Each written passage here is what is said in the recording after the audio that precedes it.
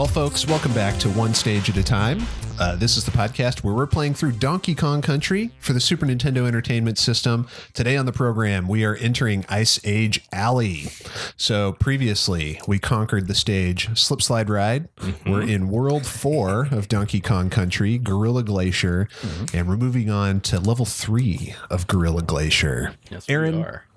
Oh, well, I guess we should introduce ourselves. I'm Andy Prim. This is Aaron Wilson. This is Mike Votaw. Welcome back to the program, Mike. Except I'm Aaron Neeson. Hi, folks. And we have Mike in-house. Hello, that's Mike. Right. Hi. How are you guys doing? Doing real good, man. Yeah, real good. How are you? I'm doing okay. I am bad at this game. I've discovered it's a little, it's kind of hard to deal with that a little personally. Did it bruise your ego? A little bit, like I Did you play this game as a kid, Mike? So no, not really. I think I may have had a copy of something on Game Boy. Donkey Kong Land, perhaps? Maybe. I can't remember if I owned it or if I just borrowed it from someone, but no, my first real experience with this wasn't actually until college. Oh God, excuse me, sorry. Professional broadcasters, folks. That's right. My so Kate, my wife, actually brought her Super Nintendo to the dorms, and we had it set up in the common room. And her and she was pretty into Super Nintendo, as I recall. Yeah. I for her the first birthday when we were dating, I actually bought her a copy of Harvest Moon. And that's when she knew I was a keeper. Oh, that's so sweet. Yeah. Been fooling her ever since. Yeah. Look at this romantic guy, folks. Yeah. But yeah, that was kind of, I think that was kind of my real first time playing this. I played I also had like a copy of just like Donkey Kong for my Game Boy, which I remember playing a lot of. Donkey Kong 1994. The one where like you do the original DK and then after that there's like a lot more levels. Yes. Yeah. It's a good game. That's an excellent game. It's a real good game. Puzzle platformer, really cool. Yep.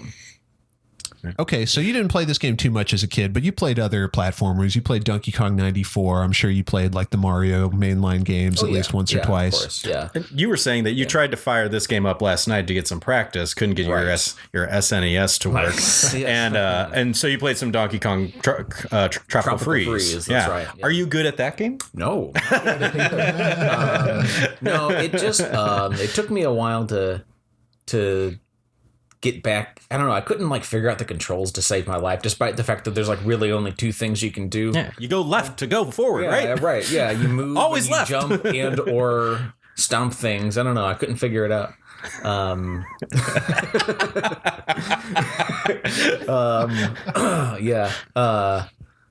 It was good. It's interesting that you were playing Tropical Freeze last night because we have been freezing our little monkey tails off in Gorilla Glacier. Oh, that's right. Mm-hmm. Yeah. And also last night, St. Louis froze over for a little bit. That's true. Yeah, it felt thematically appropriate. Yeah. That's definitely why I picked it. Yeah. Well, we just played through Ice Age Alley, stage 3 of this world. Mike having a difficult time, maybe looking back on childhood and wondering why games were so difficult back then. Well, they didn't seem as. I really feel like I've just lost my hand-eye coordination or reflexes or something. We're old men. I remember these games being much easier to play as a kid. Yeah. We've talked about this quite a bit, the rose-tinted glasses that we look at childhood with, because were they easier? Because I mean, like some games I played a ton of, and I got to like the third world, and like that was all I ever got to. So it's like, were they easier? Are we just romanticizing it in our heads? And we had like 2 games we could play because our parents like, no, you have games. Well, maybe it's like how your voice drops at a certain point, you know, like when you're a child, you have like a beautiful high pitched singing voice. And then when you turn 13, it just gets all like scratchy and squeaky. Yeah. I have a friend, you guys know Luva, who had so much trouble for like a month when his voice was changing. He had to talk like this because otherwise his voice wouldn't work. Oh no! It was so terrible. It was so funny, but it's also so funny, but so sad. He was in high school. It sucked, but like he was fine. He's a doctor now. It's great. Folks, Luva's doing fine. There's masters or something. I don't know. He's a professor. He's a professor. That's what I meant to say. He's great, but yeah, that's great. Aaron, tell us what you thought of Ice Age Alley. It was hard, but not like, so it was easier than what was the one that Snow Barrel Blast. Snow Barrel Blast. One of the hardest stages in the game, if you ask me. Yes, it was easier, which was kind of strange, like to face that huge wall of difficulty 2 levels before, and then to come to this one and have it be basically the same terrain because it's the same tile sets, outdoor ice stuff. Yep. Excuse me, we're so professional. It's outdoor tile ice stuff, but the difficulty be like tampered down to such a degree. Like it felt weird. That being said, it was a fine level, but it sort of was a little unremarkable because like we have the ice ridiculously hard level and then the ice less hard level afterwards. I see what you're saying there. Yeah. Mike, you weren't with us for Snow Barrel Blast, but correct. So this is you're jumping in here. This is your first ice level in the game. Yeah. What did you think of Ice Age Alley? So having not played this previous one, I am. It is interesting, you know, if they did actually make it considerably easier. You know, it didn't seem like it was that difficult. It seemed like it was, you know, a pretty short level. I mean, hot take, like I'm not a big fan of Ice Worlds, and I think like you're not alone. Most people, you know, it just feels like, you're not going to get a lot of hate for that one. Yeah. I don't know, like when they shoehorn stuff, I just feel like it doesn't make any sense to have this in the game like this because it just works against I feel like it works against all of the strengths that the characters have when you're playing them or something. I don't know. It's like it's counter to like what you want from a platforming game. You want to have tight controls, responsive controls, and ice physics just are the opposite of that. But would you not consider that a challenge? Is it not the game just challenging you to do better and adapt to a difficult situation? I mean, I guess it is, but it's not a fun challenge. That's the key, isn't it? Yeah. That's always the key. I mean, like, do you begrudge Sonic underwater levels? Do you not like them just because? I don't really like Sonic underwater levels. Yeah, I don't. I do. I like the Sonic underwater levels. Just, I mean, like, I wouldn't want to play an entire game like that, but it is a fun. You're underwater now, and you're controlling the same but different. You know? Yeah. Like, I don't dislike the ice.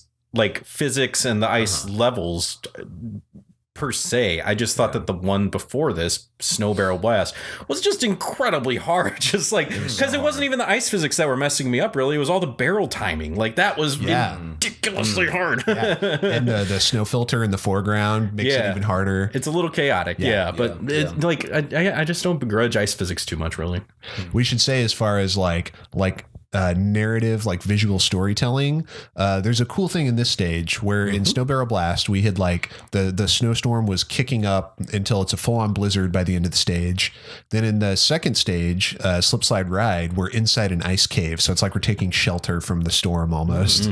Now we're outside again, and the snowstorm gradually dies away until it's clear skies at the end of the level. Yeah, I did notice that. I didn't really pick up on that it got Grant. Now, I didn't really notice it in Snow Barrel Blast, but in this level, I did notice it that it was getting clearer and clearer and clearer. Yeah. But what does it mean, Andy? What does it mean? What does it mean for the narrative? It's a narrative structure, but what does it mean? I think it connects the levels together. You know, it just kind of indicates the time is passing. Yeah. If you look at like a lot of Mario games, especially newer ones, there's not a lot to connect the levels together. Like if you think about Mario Galaxy, each galaxy has nothing to do with the previous galaxy. No, it doesn't. They're just like areas suspended in space with nothing to relate them at all. Odyssey. That is kind of what a galaxy is, but I do understand what you're saying. Yeah, Mike here with the astronomy fact check. He's putting us in our place. Fair enough. Thank you. Yeah, thanks, Mike. Back to the pedantry corner. You and Jared should have your own podcast. Pedantry podcast with you could call it the pet. Never mind. What are we going to say there, Aaron? Nothing. Well, we also have Expresso the ostrich on this level. Yes, Expresso returns. I am so bad with Expresso. I lose him almost immediately, always. Folks, if you're watching the video version of this podcast, you will probably be seeing Aaron failing at attempting to keep Expresso. Yeah. It'll be at the beginning of the gameplay. Just rewind a little bit. You'll see it. How far into the stage did you make it with Expresso? I don't really know how to quantify it. Maybe an eighth of the way, a tenth of the way. I lost him really quick. Yeah, you did. No, he's there at that secret area. Yes. Slightly secret area at the beginning. Yep. And you get him, and then go back to the left. Yes. Counterintuitively. No, that's what you always go left. No, you always go right. Left gets you forward in the game. Oh, okay. It's a callback joke to what we did earlier. To find a secret? Oh, okay. In Ready Player One? No, I've muddled everything. No, you go back into the left, you get past that little necky guy, right? It's a necky? Mini necky. Mini necky. Oh, okay. And you get the K. The K's hiding back there. The K, baby. And then you get Expresso, and you jump back into the action. And then if you're me, you lose him right away. This is a difficult stage to keep Expresso in. Yeah. He doesn't slip on the ice. Somehow his sneakers are ice proof. But he's naturally just kind of a slippery character. Yes. Yeah. Yes, he's pretty wild. Yeah. I never even got him, so I didn't notice. Yeah, I mean, it does seem like a unfortunate place to find an ostrich, in a place with so much ice. Yeah, this doesn't seem like his natural habitat. But he doesn't slip, so obviously he's very well suited to it. Apparently so, yeah. Apparently he loves the ice. So he's kind of useful. I mean, it's challenging, but he can fly over large sections of the stage. There's lots of parts where you're swinging between ropes, and he can just fly over all of those. There's a second way to find him in the first bonus area, it's actually almost not impossible, but really hard to access the first bonus area with Expresso.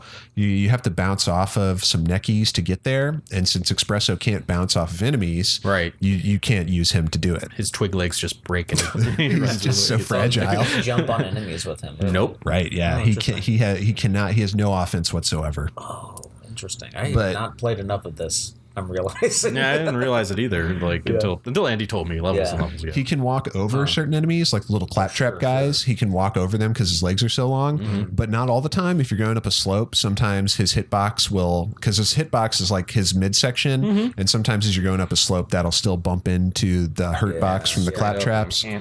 So. Anyway, he's just not a good character, folks. He's not a great horse. He's not a great horse. Not a great horse. I mean, we love him anyway. He's our boy, but I'd rather have any of the other horses in this game. Yeah, pretty much. Yeah, I'd rather have any of the other ones as well. But anyway, you finish the first bonus area. There's Expresso is in the bonus area, so you can pick him up there as well. The second bonus area is rude, I think, in this stage. To access the second bonus area, you have to keep Expresso for substantially the entire stage. There's a large gap you have to fly over to get the inn and the blast barrel that takes you to this bonus area. And on your way there, you're almost certainly going to hit the midpoint checkpoint barrel. And then if you do that and then die, you have to finish the stage. You can't go back and get Expresso at that point. So it just wastes your time. You have to finish the stage and then try the whole stage over again. Yeah, that's... It was never a problem for me. It was never going to happen. So, but when you demonstrated for us, you lost him. Oh yes, you lost him after the checkpoint and one of your go-throughs, and it was very frustrating. Even as an observer, I was frustrated for you. It's tough, folks. Yeah, and I lost him in just the way I was just saying, with a claptrap coming down a slope. He's so useless. So useless. You stupid bird. I wish that we had Winky in this level instead. Winky would be good. Winky is a good horse. Winky's a good horse. Ramby would be useless, but yeah, well, I don't know. Ramby would be okay, but which one's Rambi? Rambi's the rhino. Oh, yeah. Yeah. Winky's the frog. The rhino's good. Playing with him when I was playing Tropical Freeze, and I was surprised at how nimble a rhinoceros could be. You know, Yeah. We don't see enough. We haven't seen enough of him in this game. No, we haven't. There's like 2 levels where he is so far. Yeah, we'll see Rambi again. He'll make some more appearances. We'll see Expresso again as well. Yay! So don't get too happy yet. Don't potty just yet. Yeah, we'll see Expresso again. It doesn't matter. I'll lose him right away. It doesn't matter. You'll lose him on purpose. Yeah, it's time to write him to his Something tells doom. me. But interesting, you mentioned Tropical Freeze. Rambi's, I think, not the only. He's one of 2 animal friends to make the jump to Tropical Freeze, and he's the only one you can actually ride and control in both Donkey Kong Country Returns and Tropical Freeze. Really? That's right. Huh? Yeah. Oh, Rambi has been in every Donkey Kong Country, like, you know, in that franchise style game since this game, Donkey Kong Country. Rightfully so. He's great. And On Guard has been in almost all of them. Expresso appears in Donkey Kong Land, I think. Pretty sure in Donkey Kong Land, and then cameos in other games. But the only one you can ever actually ride him in is this and Donkey Kong Land. Okay. Yeah. So that's Ice Age Alley. Not much more to say about that. Aaron, did you have anything you wanted to add? Well, how could we not mention the return of one of our most beloved characters, the fighter for the people, our favorite class the trader. Class trader, Manky Kong. We see Manky Kong again. Yeah, Manky. How could we not talk about that? He's back. That's true. Welcome back. I love Manky Kong, that wild-haired orangutan. Yeah, he's just like you can tell that Manky's had a tough life. You know, you just look at him, you can tell he's been through it. He's been exiled by the Kongs because he sees them for what they really are. He grew up on the streets. That's right. And I was so excited to see him. I felt awful that as we play the villain in this game, we have to defeat him. Right? Yeah. But I was, every time that he hit me with a barrel, I was like, good on you, man. Good on you. Do it. You were like, if I had to get got, I'm glad it was you. Yeah, pretty much. You stick it to the man. Like in Road to Perdition, when Tom Hanks catches up with Paul Newman at the end there, and he's like, I'm glad it was you. It's been forever since I've seen that movie. Well, spoilers for Road to Perdition. I just remember Jude Law being like, I shoot the dead. And everybody in the room being uncomfortable by it. Like, okay. Jude Law was very uncomfortable in that movie. Oh, yeah, he was a creep. What were we saying? Oh yeah, Manky Kong. Manky Kong. He's tough in this level. He's in some tough spots. Like he's like at the top of a slope, like throwing barrels down at you. And he's throwing them fast enough that it's hard to like time your jump and and with the ice physics and everything. He was a wrinkle. Mike, what did you think of Manky Kong? Well, so I was about to just ask, I don't know if you guys know, but is he working with the Kremlings, or is he just sort of a agent of chaos? What's the good question. It's a good question. Is it like a enemy, friend of my enemy is my friend, or however that saying goes. Enemy of my enemy is my friend. Yeah. One of those things is someone somewhere. I don't know. That's a good question. We don't really have a fully fleshed out picture of Manky Kong, except what the propagandists will have you believe. Right. Well, You get little blurbs in the guides about him, but it's written by So we talked about this. It's a propaganda pamphlet that's handed out with the game. Oh my gosh, it all makes sense. It's like Soviet propaganda. Exactly. I'm just saying. Manky Kong is doing compromat. We don't really know Manky's motivations. They say that he's bad tempered or something, but he's a reject Kong. Which it says hard. That's a interesting choice of words, Manual. They judged him to be not up to their standards and rejected him, and he's out. And so I choose to believe that he's fighting for the Kremlings. He's fighting the good fight because the Kremlings are the people, the citizens of Congo Island. So he's like Lenin. He's like driven out by the state, and he's like living in hiding, but slowly building support for his revolution. Sure. That's or Ho Chi Minh. That's what we'll say. I don't think I like that. So what does that make? Oh my gosh, what's the guy that actually is the head of the Kremlin? King K. Rool. He's Bernie Sanders. Yeah. Oh, okay. Bernie Sanders and Lenin. are working together. That's exactly right. All right. This all For too long, the Congo Island 1% has hoarded all of the bananas. He's right. He's right. I mean, we can see him right there. Yeah. It's just a whole, mountain. That's a food pantry. It's been turned into a food pantry so that the people of Congo Island can finally eat. Yeah, K-Real's slogan is not me, us. Yeah, that's right. Just saying, it all adds up. It really does. When you think about it, it all makes sense. Yeah. Just a couple more things about Manky to answer your question, Mike. Right. We don't have a lot of official canon information on Manky. Okay. What we do know is that he's an orangutan. Mm-hmm. The first level he appears in is Orangutan Gang, which look at that previous episode. It's like about 5 episodes ago. Yeah. And on that episode, we talked about his resemblance to Lanky Kong, another orangutan. Their first names rhyme. Lanky Kong, of course, appears in Donkey Kong 64. Mm-hmm. So a possible connection there. Maybe siblings. Kong-nection. Maybe Manky is Lanky's father. Maybe. They have an estranged relationship. Maybe. We don't know. This is the only time that Manky Kong appears. Sure. Okay. So we don't get anything else after this. Pretty much. Yeah. He lost. Yeah. Kong is Donkey Kong's Heisenberg. He's like, I won. It's over. So I mean, yeah, we don't. I was excited to see him. I love my boy Manky. But that's all I don't know if he appears more in this game, but he does at least one more stage. Okay, but that's all we're gonna get from him. We don't know the mysterious Manky Kong.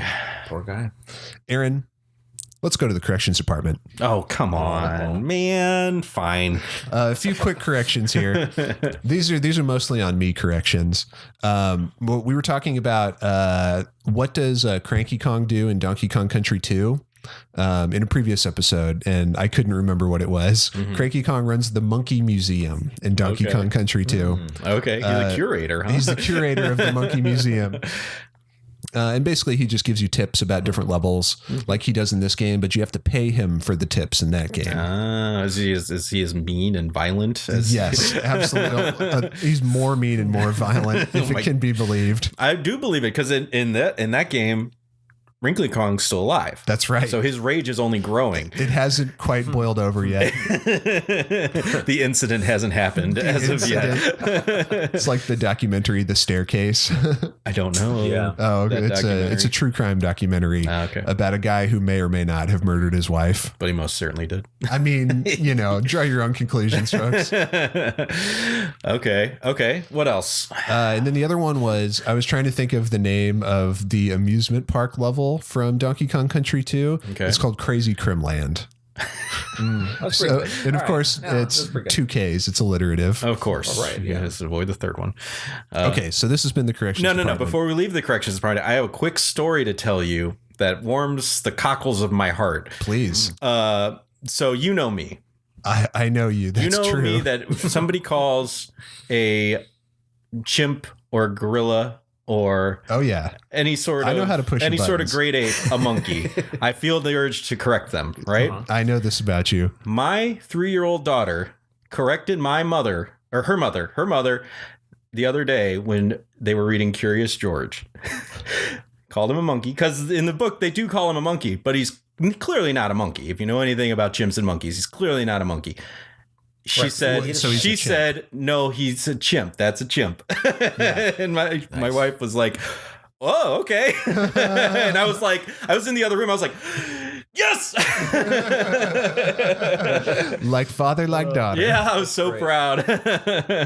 Amazing. Yeah, I was like, oh, my child. This is what it's all for. They call Curious George a monkey, but either he's undergone some sort of trauma and lost his tail, or he's actually a chimp, but also his proportions don't work out for being a monkey, because great apes have bigger arms like George does and shorter, and so it's like the proportions wouldn't work out. So he's definitely not a monkey unless. I mean, and that also explains sort of like the last book in the series where he's grown into an adult and kills the man in the yellow hat. Yeah, he finally arms from his body. he finally recognizes the man in the yellow hat for strong enough to do that. So yeah, he finally recognizes. Don't read that one with her yet. When she gets older. Yeah. He finally realizes the man with the yellow hat kidnapped him as a child and has been an imperialist colonizer this whole time. It was you. Look at those pants. The pants, man. Yeah, no,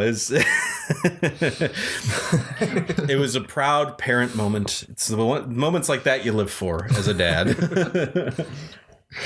Well, now we may leave the corrections department. We'll be back, I'm sure. Mm-hmm. We always For now, let us turn our eyes to another segment on this show called The Collector's Corner. Oh, boy. We went here once before. Yeah, we went here for the Blockbuster cartridge, right? That's right. Yeah. The Donkey Kong Country competition cartridge. Yes. The DKCCC. I remember. Now let us return again to the Collector's Corner to discuss the 1994 novelization of Donkey Kong Country. No. By Michael Teitelbaum. They did it. They made a novelization of Donkey Kong Country? Those madmen did it. Is it official? It's official, yeah. It's got the Nintendo seal of approval? Yep. It's officially licensed materials. Oh my God. I guess we could call this supplementary materials. Kind of fits both segments criteria here. I guess. Yeah, both, sure. So this is an officially licensed book, an official novelization of the game. You can find it online for about $8 if you want to purchase it. I was literally about to look that up on my phone. Yeah. We have to get this. Yeah. We have to get this. Right? We will. Yeah, we'll definitely have a special episode where we do a book club. Right, some dramatic readings from it. Yeah. Actually, if you're curious, there's a YouTube channel where a guy does a dramatic reading of the whole book. No. And I listened to it for this show. The whole thing? Yeah, but I did it on like 1.5 times speed. Even so, wow. It's only like 30 minutes. Oh, how long is this book? Like, not that long. It's a novelization of a game with no dialogue or real plot. There's dialogue. Yeah. Cranky Kong yells at you, and well, it's a chapter book, you know. So like a middle grade book or like a fourth or a fifth grade book. Okay. You know what I mean, right? Okay. Like, so they weren't writing for the like Michael Crichton. No. No, this isn't like Stephen King, Michael Crichton. This isn't like New York Times bestseller material. Well, now I'm kind of disappointed. It's no Gravity's Rainbow. Oof. I don't understand the reference. You don't worry. It doesn't. It's a bad book. It don't matter. No, don't say that, Mike. Mike, you're the only person I know other than me that's actually finished Gravity's Rainbow. The only reason why I started reading that book is because you and Christina talked me into it. Oh, that's true. Yeah, I forgot about that. One night, and I get a copy of it, and I proceed. I think it took me 4 years to finish that. It took me about 6 years. I spent a good 6 months reading it, and then I found out that you guys had only read like 100 pages of it, and then it tricked me into buying it. But anyway, well. I mean, I really did feel like I'd been duped. We may have duped you, but we did both finish it eventually. Yeah. Was it worth it? I think so. I think it's a pretty cool book. Yeah, I don't know. But it's no Donkey Kong Country novelization. Let's get back to the matter at hand. There's no parallel. Yeah. So this is a real book by Michael Teitelbaum. It's covers the events. Fake name? We're going to get into Michael Teitelbaum. Okay. Just wait. Right. So this book is like, I don't know how many pages long, maybe like 50 or 60 pages. It's not super long. Oh, that's it. There's illustrations. I mean, think of like chapter books we read when we were in school, like Captain Underpants, or it's in that same vein as far as like reading level. Yeah. But it does adapt the events of the game, and it does have some interesting lore implications, which we'll get into as they arise. I was about to ask, what does it say about Manky Kong? Manky Kong doesn't appear in the novel. He's been erased from the history books. It's Manky Kong erasure. But Expresso the ostrich does appear, and Expresso appears in the Gorilla Glacier segment of the books. Okay. Or of the book. So apparently this is his home or where he hangs out the most. So he is perfectly adapted to it. This is his environment. Yeah, apparently so. Because they're rolling around with Ramby. It's DK, Diddy, and Cranky is on the journey with them, and they're hanging out with Ramby. And then they get to the mountain, and Ramby's like, "I can't go any further. See you later. Good luck. You're on your own." And so they start going up the mountain, and then Expresso shows up to help them through. Okay. Okay. Well, I'm disappointed in you, Ramby. Yeah, Ramby really dropped the ball on that one. Yeah, just pieced out. He doesn't even give a reason. He's just like, "You're on your own. I can't go any further." Maybe it's like a territory thing. My like people need me. Yeah. Like Expresso would have murdered him if he came. It's like, this is my home. You can't come into Expresso turf. It's like how like Daredevil is in Hell's Kitchen, and like Spider-Man's hanging out in Queens, and like all the New York superheroes have like their own turf. I'd say it's more like Kingpin, and you don't go in Doc Ock's territory. So for preparation for this, I did listen to the dramatic reading of the whole book.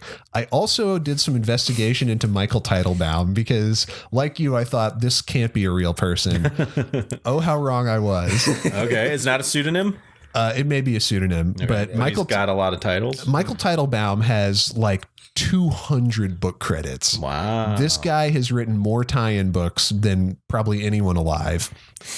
He did 2 other Donkey Kong Country novelizations. The adaptations of Donkey Kong Land and Donkey Kong Country 2. Was it just like a find and replace for Donkey Kong Country to Donkey Kong Land? Like no, Control F and you go to different areas. Smaller and in black and white. It's just a teeny little baby it's book. Like Shades of Green. Yeah. So he did those, and then he's done a whole lot of stuff. He's done a lot of Disney adaptations. He did did you ever read Garfield's Pet Force? No, these were. I actually had a couple of these. They were like middle grade chapter books. Yeah. Where Garfield and his friends become superheroes. Sure. I think I may have owned one of those. Like that's something you'd get at like one of the Scholastic book fairs. Yeah, exactly. That does sound kind of familiar now that you're describing it. He did a lot of Golden books. If you ever read Golden books as a kid, they were like kids' books with the golden spine. He's done a lot more of them nowadays. He's done you should look in your collection to see if any are by Michael Teitelbaum. That just crossed my mind. Yeah. He's done a lot of Marvel and DC adaptations. He's done Avatar: The Last Airbender stuff. He's done a lot for Cartoon Network. He's done Samurai Jack adaptations. He's done Pokemon adaptations. He's also done just like a lot of other books for kids, just about like space and trucks and stuff like that. He's done Paw Patrol stuff. I mean, he's everywhere. Wow. So he's still active today. He's still active today. Wow. And I discovered something that, for me and for this podcast was just just a golden moment. Michael Teitelbaum did the novelization of Gex. No. Did you listen to that too? No, but how perfect is that? That's pretty great. That's amazing. We have to get our hands on this. We have to get him on the show. I mean, he sounds like he's pretty busy. I don't know. He'll be writing as he's talking. This dude is working as we speak. Wow. This guy, he's all up in our childhood. It's got to be Ghost Riders or something. Oh, like people using the same name. Yeah, maybe that could be. That. Yeah, no, I know what you mean. Like there's like Thriller writers who are that way, where it's like there's John Grisham or something do that these days. Probably is deceased, but books are still coming out with his name on them. Yeah. Written by Ghost Riders, like Tupac.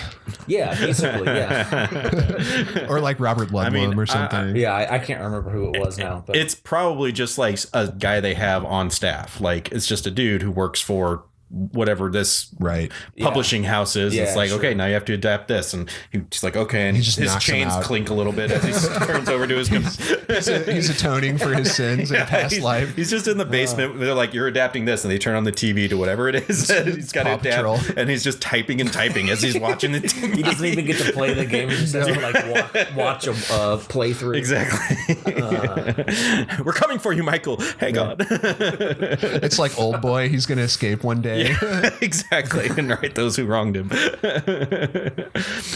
So yeah, that's Michael Teitelbaum, a fascinating figure in the world of American publishing. Very interested to know more about this man. Yeah, we'll have to track him down. Yeah, I couldn't find a picture of him, unfortunately. So he may not be a real person. He's the ghostwriter, or like that movie, The Ghostwriter. Oh no, you mean the TV show? Writer. I did a hard T. Writer. Yeah. Yes, I know what you mean. Who apparently was a deceased slave child. Yeah. Right. Yeah. You find out it's like a ghost. Yeah. It's a ghost. Everybody's like, hey, it's Ghostwriter. And he's here to help us solve a mystery or whatever. And then I don't know if it comes out through the course of the show or not. But I think so. But the lore of this show is that it's a dead slave kid. That's dark. Yeah. Okay. Turn it over to Wishbone now. Yeah. Huh. Yeah. Huh. Well, on that rather grim note, I guess we'll go ahead and wrap it up there. That's been your What are you gonna do? That's been your collector's corner / supplementary materials for today. We'll return to this novelization when it becomes relevant for the lore. I'm gonna get it and bring it on the show. We're going to read some of it every episode. Seriously, folks, pour through Michael Teitelbaum's credits on like Goodreads and you'll be astounded by the amount of work this guy's done. But very soon, folks, we will be back in your podcast feeds with Stage 4 of Gorilla Glacier. Stage 4 is Croctopus Chase. So you can look forward to that one. It's another underwater level, isn't it? It's an underwater level. It's an icy underwater level. Well, look forward to that. Until next time, follow us, on all the stuff. Like our podcast, subscribe to it, follow us on YouTube. We're all over there. Check us out. Leave us your notes. We'd love to hear what you think about this game. At onestageatatime.com for links to all of our things. And thanks for listening and watching. Mike, thank you for being here. Of course. This has been a lot of fun. You gonna stick around for some more? Yeah, I think I'll be around. All right. Do you know our sign off? No, I do. Save and continue. Nailed it.